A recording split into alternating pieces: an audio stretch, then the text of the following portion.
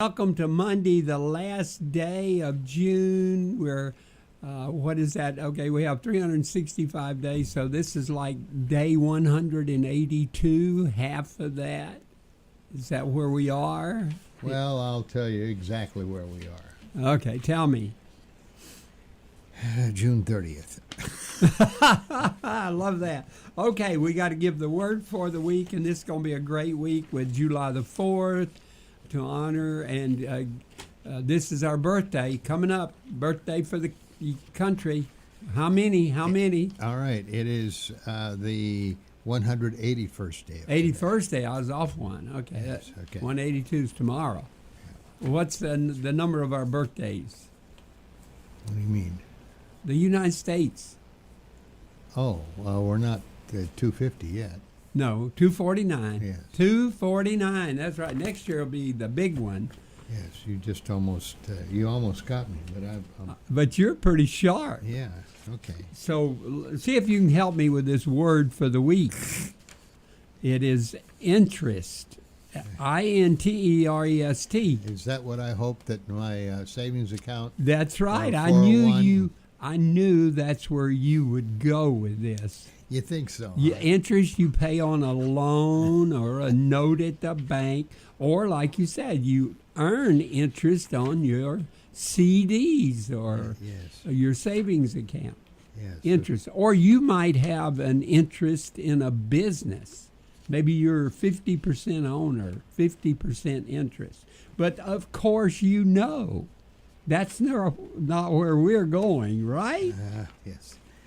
Yes, okay. Okay, so we are going to interest as a noun, and it means a state of wanting to know or to learn about something or someone.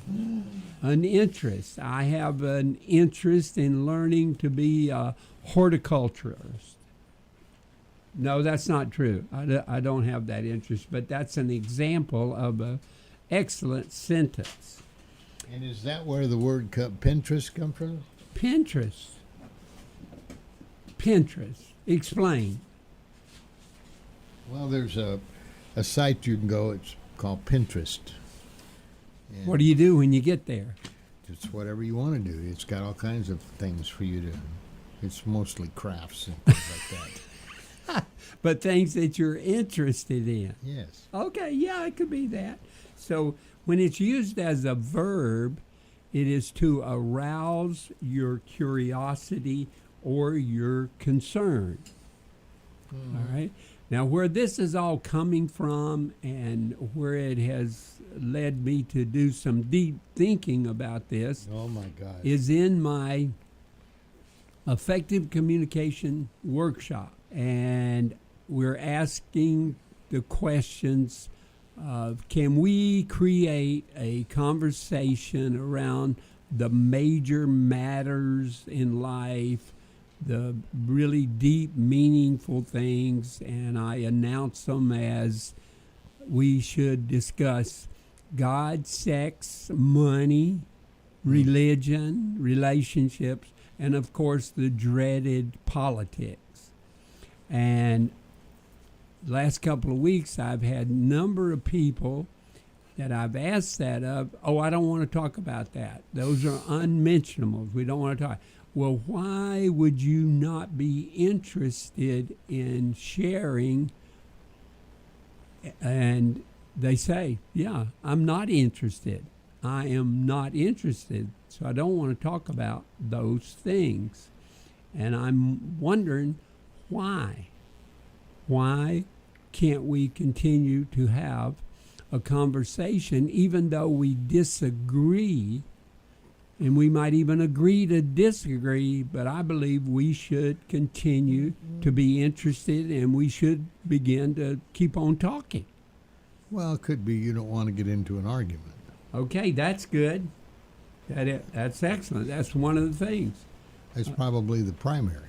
Okay. I would suggest that you don't want to get into, you're having a nice evening or you're visiting with folks and this comes up and you don't want to, you want to sidestep it so you don't ruin a perfectly good evening or. But Come don't on, you think that's like jumping to conclusions? Not if you know the party in which you're a part of. Okay, all right. Maybe you know where they're going to go. You know that you're not going to. I think most people know that they're not going to convince somebody if they've already had this discussion once before. Okay, so they do have a bias to what they think is going to happen anyway, and I think that's the world that we live in, because we have created some environments that do not promote curiosity or connection. Some of the environments, some of the cultures. Yes, but there are folks that do not want a different opinion. Why is that? I don't know. I mean, that to me, that's bothersome. I am interested, and I have curiosity. I want to know about both sides. In fact, Zig Ziglar said that. He says, I do my devotionals, but I look at the newspaper, to find out the other side. Well, that's the whole point. If I come across someone who disagrees or I know is going to disagree with a particular subject, I'll let him try to convince me otherwise, and I'll keep my mouth shut. Okay, so you're able to do that? Most of the time, yes. Okay, good. I mean, it just depends on the subject matter.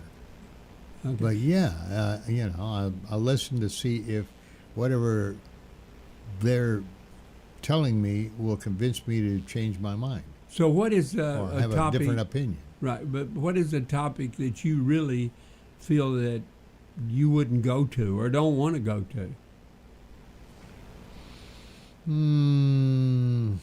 Religion, probably. Religion? Yeah. Okay. Yeah, I think religion and politics are probably those the two things. probably. Yeah, Yeah. and more so, I think probably politics than religion, because religion is so broad.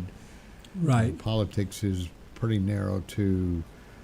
You're not going to discuss politics in Africa or whatever. Maybe they don't know those sort of things. Right. But politics, most people know their particular area or their state or their country. And most people, the leaning that they have in politics is probably something they've had for a long time, maybe their grandfather, their parents. Exactly. And so I'm of the opinion, if my parents were, for sake of discussion, independents, maybe I've formed other conclusions where I may be a Democrat or a Republican, and so be it. That's what they believe, that's not what I believe. Right. Okay. All right. So we're running out of time here, but one of the things I want to quickly, so why should we have, what kind of conclusion do we come up with if we are really interested in other matters like we were just talking about? What would our environment look like? One of the things that I think that if, this is my belief about having an effective conversation and have that conversation going on continually, and it's intentional that even though we disagree, we can still have a conversation. All right. So I believe that when we have interest in other matters, we build relationships which are based on truth, trust, and empathy. So we build those things if we continue to show interest. And so if we keep on having conversations, we encourage understanding across all these differences. So with those two things in mind, why not take the risk to have the conversation? And you brought up an excellent point, is that if you know the other party, you really feel like it's of no use, no matter what you say, and the only thing it's going to do is create a problem. Yeah, they're not open to somebody else's opinion, and you can pretty much decipher that right off the bat in a lot of cases. But see, when you do that, I believe you create isolation. you're staying away. Everybody has to guard what they say, so you'll never get that open mind. Well, on that particular subject, perhaps. Oh, okay. Not necessarily. Suppose you like somebody. I have lots of friends who I disagree with politically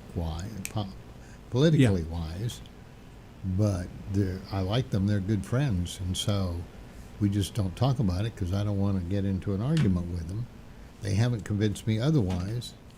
And you haven't convinced them either. No. Sometimes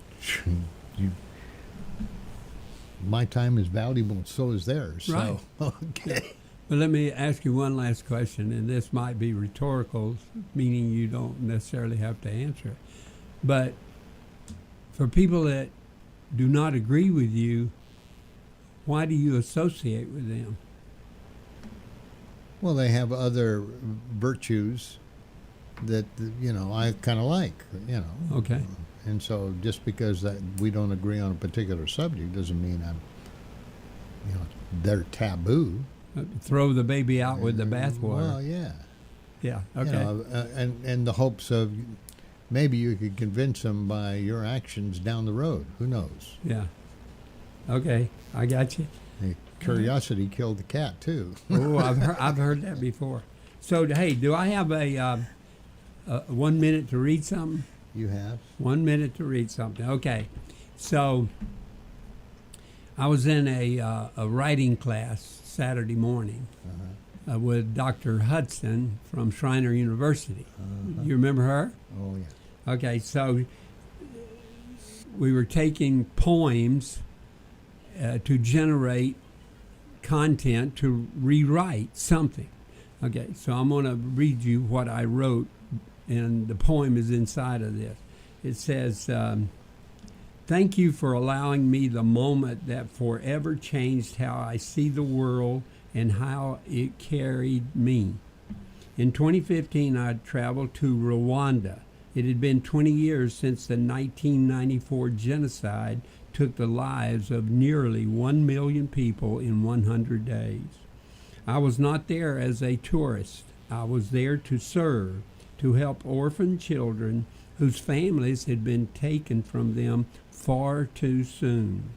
One day I was distributing clothing, simple things such as tennis shoes, shorts, T-shirts. Most of the children accepted their gifts with quiet wonder. One little boy, about 4 years old, stood out to me. He looked up at me, clutching his new shirt and his new shoes, and though he said nothing with his mouth, his eyes spoke straight to my soul. Is this for me? Can I keep them? A yearning for dignity. A test for me. Can this moment be trusted? That look has never left me. In trying to understand my own response, I have often turned to the words by poet E. Cummings. I carry your heart with me. I carry it in my heart. I am never without it. Anywhere I go, you go. That line explains everything. The hope of the child, a small joy, the silent question. I carry it everywhere I go. In every conversation I have about dignity, compassion, and justice, the little boy goes with me. Friends, please see, real service is not just an act. It is a decision to carry people with you, to never forget, to allow their story to shape how you live, how you lead, how you give, how you serve and love others. And I ask you, whose heart do you carry? What moments in your life have opened your eyes not to the need only, but to the humanity behind the need? I went to Rwanda to give. I left carrying something far greater than serving others. A sacred responsibility, a silent question from a child, a lifetime of memories, and a little boy's heart which I carry today in my own. Wow. Very nicely done, Mr. O'Neal. Thank you, sir. Very nicely done. But and carrying- usually that's the case. You take far more back than you give. That's right. Yeah, So, yeah. great. That's Thank you. great. Thank you very much. Thank you, sir. That's the word of the day is interest. Interest. That's right. Interest. There's interesting and there's Interested. and interested along with all of that. So, so much for the simplicity of the English language. We will see you next week, Next same week. time. Thank Yeah. you. Bye-bye.